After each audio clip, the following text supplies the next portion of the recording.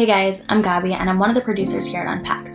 For Mental Health Awareness Month, we decided to do a piece with some of our viewers about their struggles with mental health and how they've found their own strength and resilience. So for the past 2 years, I have dealt with depression, anxiety, visual and auditory hallucinations, been on many different medications, and I've stayed in 2 different adolescent psychiatric units. I've struggled with generalized anxiety and mild depression since I was a kid.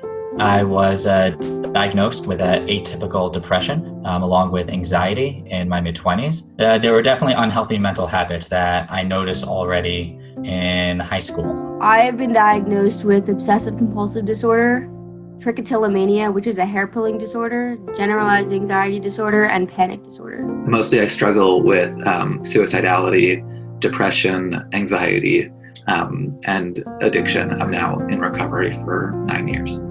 While talking to everyone for this video, I learned all about their experiences and how they have learned to cope. But I also ended up discovering something about myself that I didn't expect to. When I was 16, I was diagnosed with anorexia and depression and put in treatment. When I was in treatment, group therapy was incredibly healing for me. I got to hear other people share their stories and feelings, and in hearing what they had to say, I was better able to understand and accept what I had been feeling. Sharing is a critical part of healing, but it's also so important because in doing it, we allow people on the outside to understand and support us. When I was at my lowest, I wasn't able to attend school regularly. I wasn't maintaining social connections with friends, even family. I was just at a very low point in my life. I was really struggling. I think the biggest word I use to describe how I feel when I'm at a low point is just empty. It's kind of like feeling trapped. I know logically what I could do to make myself feel better, but I can't do it. When I'm in a low, everything just becomes more difficult. And suddenly it just feels like the lows are so much lower than the highs are high. There's a self-loathing that occurs.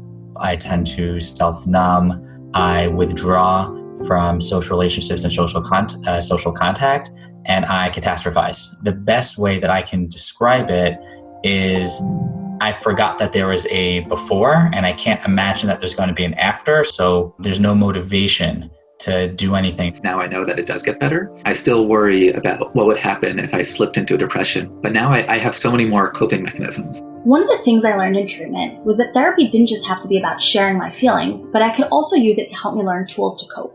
These tools are often called coping mechanisms. What coping mechanisms are, writ large, is simply a way to drop my emotional temperature. They're kind of, they're the alleviation of excessive emotion. The idea is not that this will erase the issue, it's that it will help bring you back to baseline, if you will, or maybe help you think clearly, or remind you that there's other options out there from what you're kind of stuck in. I started doing yoga and meditating. Dance is a way to just express myself and let it all out without having to speak. Writing is a huge coping mechanism for me, as well as making videos about how to help other people, because I think in my world, in my head, helping other people helps myself even more. I started to get much better at recognizing when I have black and white thinking. And that's something that a lot of people with mental health challenges struggle with a lot. Finding that gray area.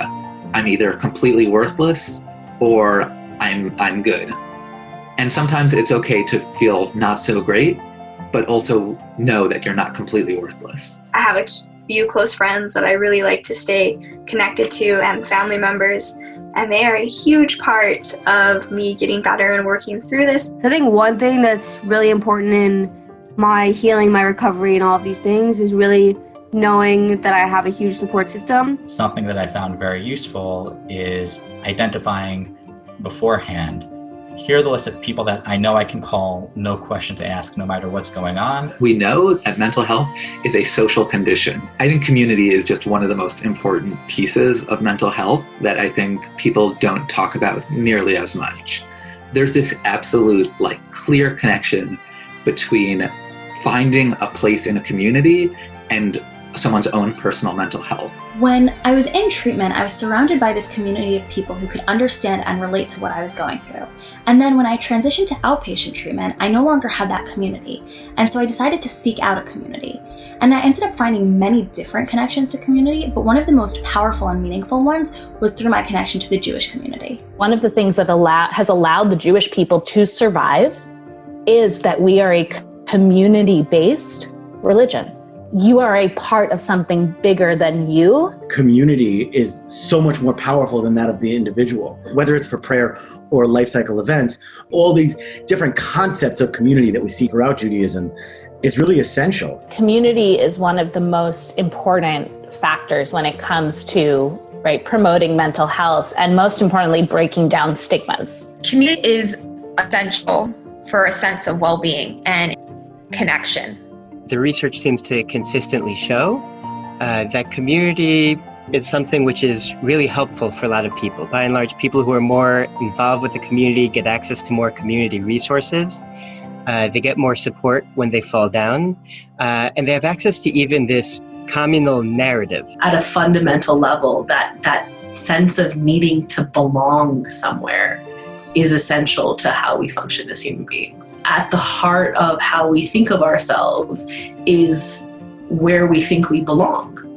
And that is essentially about community. The community overall is such a huge piece for identification, for recovery, for stability. Having a clear sense of identity, that is essential to good mental health. Identity isn't just about who I am as an individual, it's about who I am in connection to and in opposition to others, right? Having that strong sense of identity actually is a predictor of positive mental health. It is key to resiliency because you know who you are, right?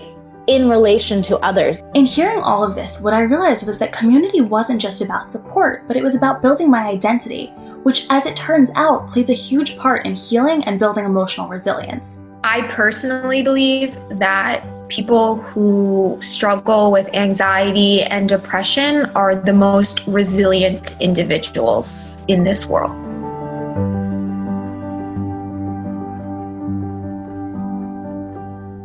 Thank you so much for watching this video. If you or someone you know is in need of help, please make sure to check out the resources that we've listed in the description area below. And if you liked the video, make sure to subscribe and leave us a comment.